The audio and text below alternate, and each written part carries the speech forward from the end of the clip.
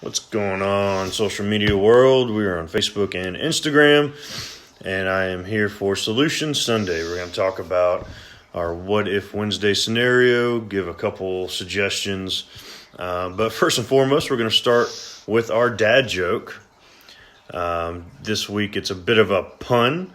And I have to tell you, I don't trust stairs. They're always up to something. All right, it was terrible. You can laugh, though. I'm sorry. It's amusing to me. That was pretty bad. Let's see if we can find another one. What's brown and sticky? A stick. Heather laughed at that one, so we'll count that as a win for the week. Oh, man. All right, so on to our Solution Sunday.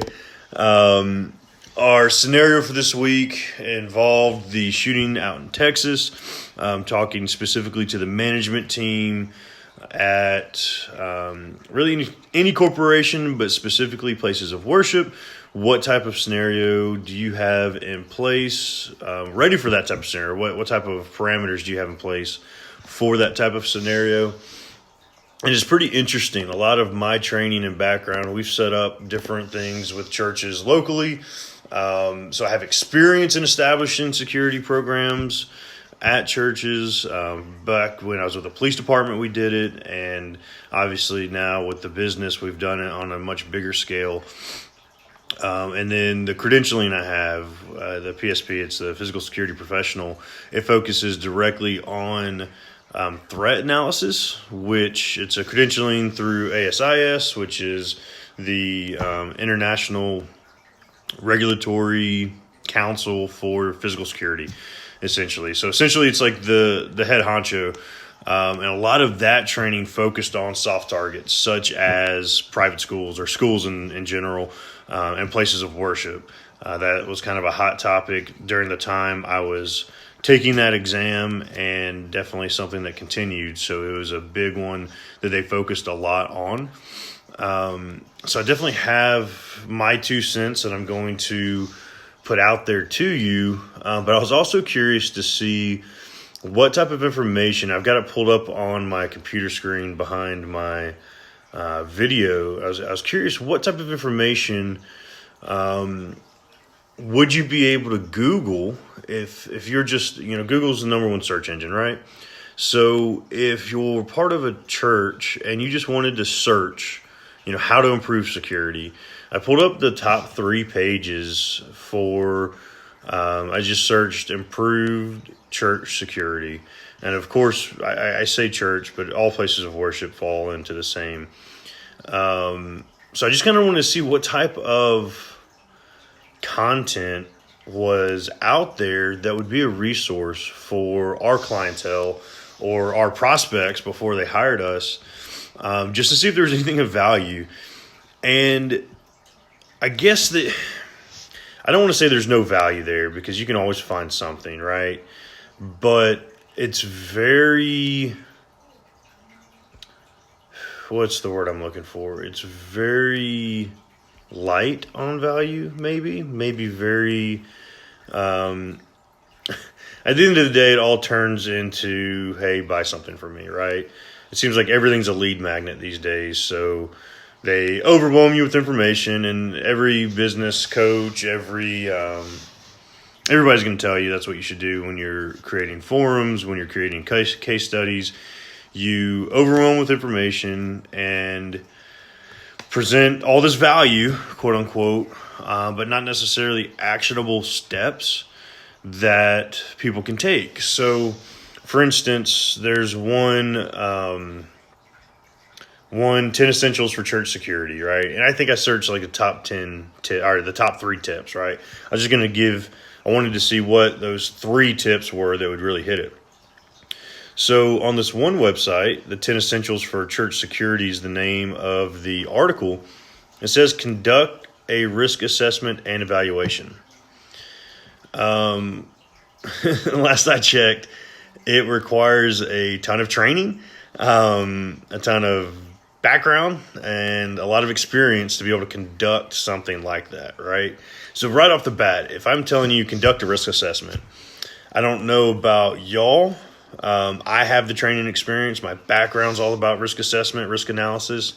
That's not generally something that most people can do. Especially, you have to think the head of a place of worship is going to be a pastor or a rabbi or somebody that is focused in the seminary. They focused on how to share a message, not how to conduct a risk assessment. So right off the bat, that's the first tip. I kind of disregard that. They go on to utilize monitoring equipment and alarm services. Secure and label your electronics and media devices. That's like fluff, right? That's fluff. Properly screen your staff and volunteers. Document all accidents or incidents on the property. Establish safety protocols. And on that one, I'll be honest, establishing safety protocols, that's one of those that anybody can do. I mean, realistically, and this one, they say particularly pay attention to the safe practices of the children and the youth and children's ministries. And if you have any type of Sunday daycare, because they're not going to be able to necessarily act independently like most of the congregation will be able to. But even establishing safety protocols, like unless you have training and experience in that, I don't know that you can. I'm not trying to be offensive, but I don't know that you can competently create safety protocols unless you understand what safety protocols are. And this was the top result that I found. So I'm going to exit out of that one. I was super not impressed with that. I think that's kind of, again, fluff. Let me tell you a bunch of steps to take that are not actionable. I really like actionable steps, and those are not it. So I'm going to move Instagram over a little bit so I can read this a little bit better. Sorry, Instagram. All right, so this one says, whatever you have in place, you need to have something in place. That's number one on the tips of what you should do. Let me readjust both of y'all real quick. Try to get us back in focus a little bit. So whatever you have in place, you need to have something in place. Again, not actionable. Get buy-in from the right people. Church staff, volunteers, people that aren't trained in it. Number three, ask for professional help. That's where it looks like this is going to go. Let's see if at the end of this article. So this dude's actually a PhD as a content strategist. So he's actually writing this. I guess he's writing this more as content so that there's something out there. So even this dude, he's not a professional in the industry. He's just a content marketer. So, so that's the type of what you're getting. What's up, Chuck? Live from Hollywood. Hopefully you're in Hollywood. I'm not in Hollywood. Number 4 on this list. It's not your church securities team to be the police.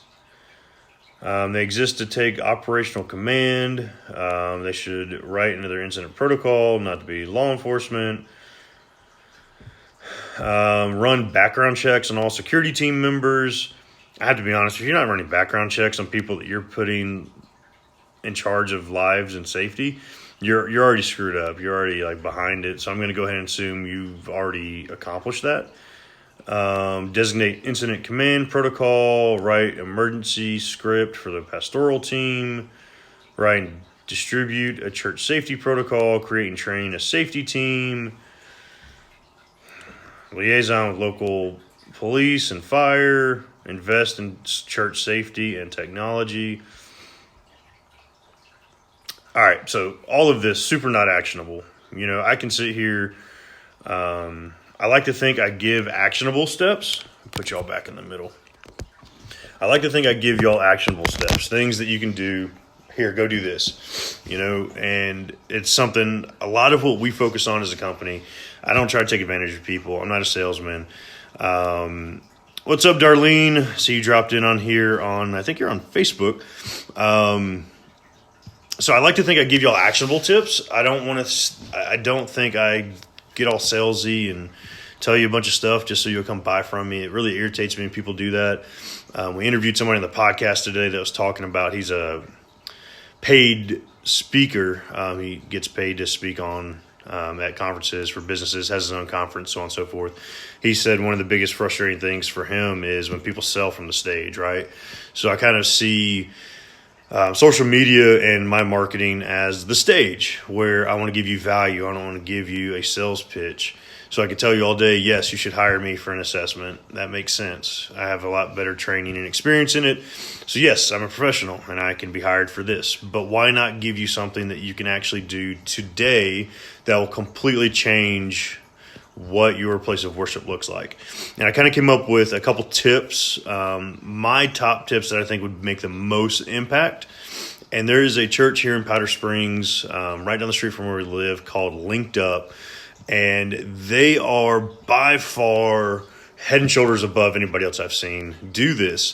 And I absolutely was blown away when we first moved out here and we first started going to this church. I was blown away by how well they executed this. And it was phenomenal. It is phenomenal. So the pastor used to be pastor over in Smyrna back when I was a police officer over there. And he moved out here, bought a property. It looks like he renovated it, and it's been a couple years, so it was before we were out here. But it looks like he renovated it, and he decked it out in security. So I can't imagine. I'd be willing to bet just looking around the building, just in attendance, and I'm not even digging into the nitty-gritty, but looking at it, he probably dropped several $100,000 on equipment. There are cameras everywhere, which is awesome. There are planters, the large shrub planters that are in front of the windows and the doors, so a vehicle... it's a physical barrier, so vehicles can't drive through the glass on the front of the building. Phenomenal, right? They really thought of quite a few things. They definitely have specialized locks for lockdown procedures that I noticed on several doors, not only on the outside door, but if you look at the layers of security they have going through, several of the others all the way to the main worship area have specialized locks. So I thought that was awesome. Definitely things that... as I've done assessments, I've pointed those things out that need to be done. The lighting around, I went and walked the property at night. The lighting around the entire building is phenomenal. So he's got the sight lines are fantastic for around the entire property. It was interesting. I was actually, it was kind of proposed to me to, approach him about doing an assessment on the church. I'm like, I don't know what I can touch, unless I really got into the weeds. And there's always some level of improvement, but I was really blown away by what they did because I told him, frankly, I would happily look at it, but I don't see charging him for anything because he did such a good job on it. Because beyond everything I've already talked about, they have 3 layers. We'll say 3 layers that I think every church and place of worship could do today and implement at zero cost. Zero cost. The first one, and I think the biggest, is an outside the building welcome team at every worship service. So this church has, they call it swag, but it is literally red shirts with the logo linked up across it. There are guys that are wearing ball caps, whatever it is, they're identified as members of this church, in a color that stands out, especially going into church where a lot of guys are wearing suits or khakis, polos. These folks are in red t-shirts or bright colored t-shirts that have the church logo and information on it. So they have, I would say, 15 people outside. And this church, I would say, has several thousand people. So it's a 4,000 or 5,000 person congregation. And each service, I would say 1,500 people show up to it. So it's a pretty busy church. It's not like it's a 50 congregation, 15 people showed up, right? It's literally hundreds and hundreds of people that are showing up every service. So they have this welcome team that's the front layer of security. I'll even back up a little bit farther than that. Let me backtrack a little bit. The first line of security they have is a Powder Springs police officer that's out on the road directing traffic, getting people in and out in a very smooth way, right? That's actually twofold. He can shut it down if he needs to. So if something happens, he can stop all traffic from flowing into and creating more hazards. They have a parking team, probably 10 or 15 guys running around the parking lot in traffic vests, smoothly getting people into parking spaces. It makes all the traffic flow really well. And you wouldn't think that's necessarily security related per se, but it is a great aspect of the first touch, right? The first touch is a police officer. Second touch is your parking attendant. Third touch, before you ever get in the building, is this welcoming team that they're some of the most, for being 9 a.m. in the morning on a Sunday, some of the most hype individuals that I've run into, especially at a church service where I grew up Southern Baptist. It's very laid back, if you will, very reserved. So these folks come out and they meet you probably 20 feet from the building, and everybody gets a hug. Like, even if you look uncomfortable, they run up and they give you a hug, right? They shake your hand, they make eye contact, they welcome you, they say, hey, how's it going? Good morning. My name is, what's your name? And that's all before you get inside the building. So creating a welcoming crew like that, where there's physical contact, if I'm looking at that as somebody that wants to commit some sort of crime or I have ill intentions for that congregation, I'm immediately going to be alerted by those three things in the parking lot before you ever get in the building. Just why would I go somewhere where there's a cop out front, 10 or 15 people in the parking lot directing traffic that'll immediately see something suspicious because they're there every week. And then you have a welcoming crew of another 10 or 15 people that are literally putting their hands on you and greeting you in a warm manner. So this means they give you a hug. Well, if you have a rifle slung under your jacket, they're going to feel that. There's your first line of alert, right? There's your first sign of defense, where there's an alert system in place, I'm sure. Again, I haven't gotten into the weeds, so I just assume they have some sort of code word or some sort of alert system where they lock it all down. So that's all before you get in the building. So let's just go ahead and theorize they have that in place, where if somebody gives you a hug, they feel something weird, like a rifle slung, or a shotgun, like what happened in Texas, a short barrel shotgun, they'll feel that, then the building's locked down. So yes, everybody in the parking lot, it's going to be unfortunate, but you've literally saved 1,000, 1,500 people, 2,000 people inside because you have that lockdown procedure. So that's step one, create a welcome team.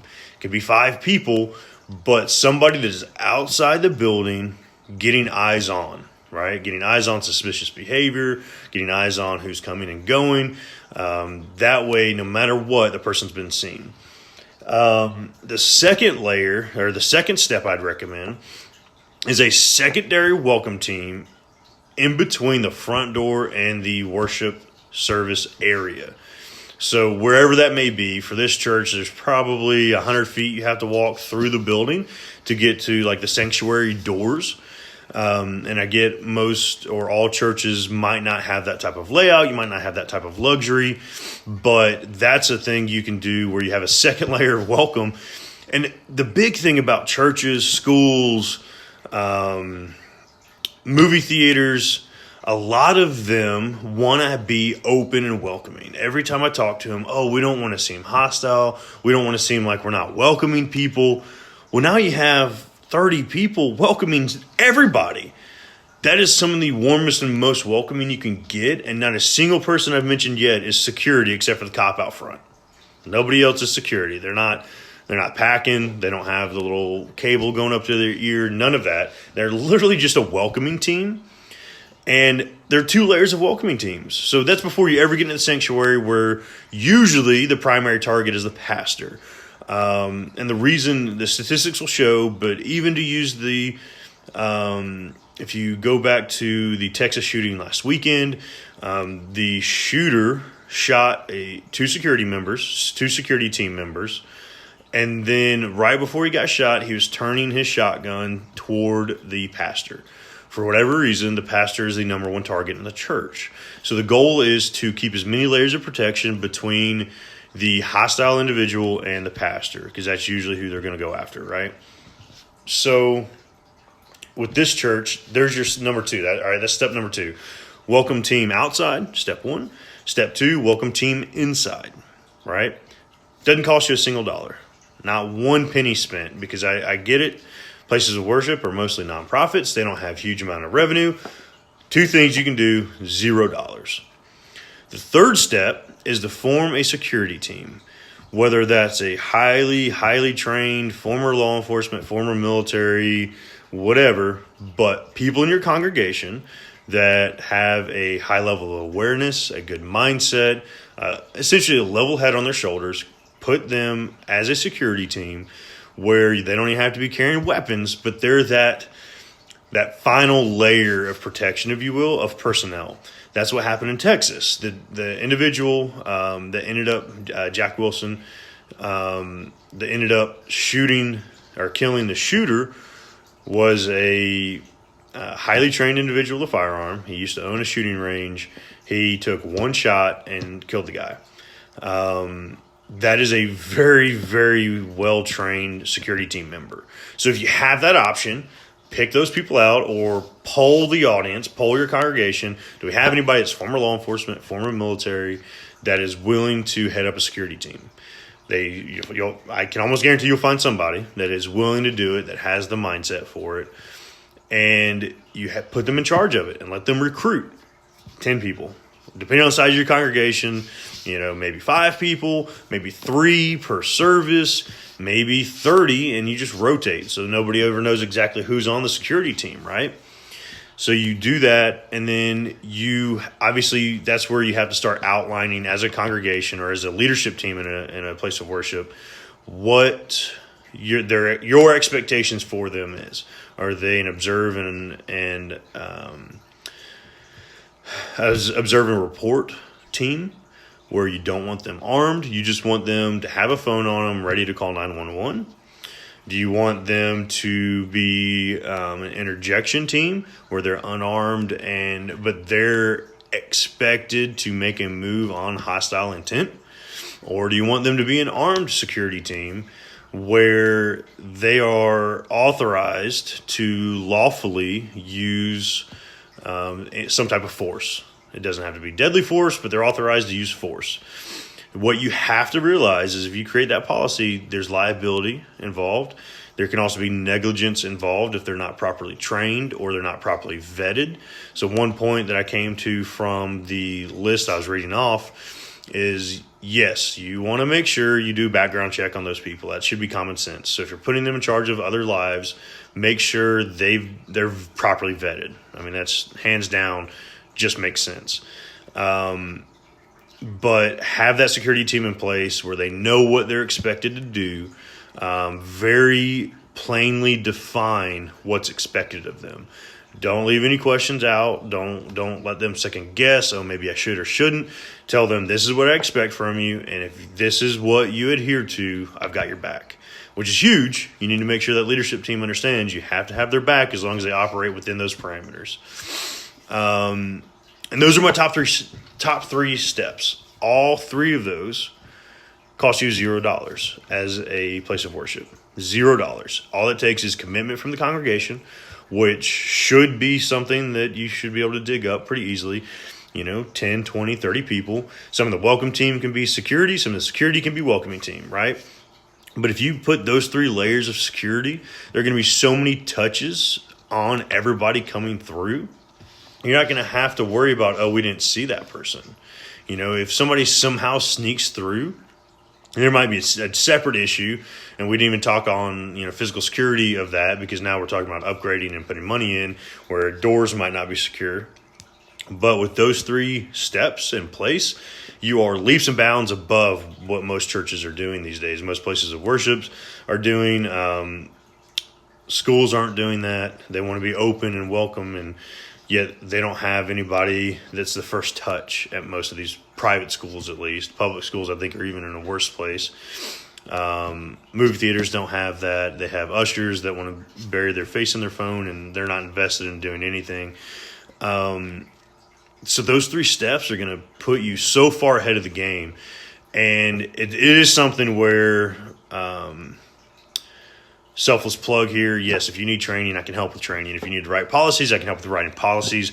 Our company is definitely proficient in doing all of that if you need that type of assistance. And there are other professionals out there. Your local law enforcement most likely will help establish to some extent. They don't want to absorb too much liability, but to some extent they will help with this as well.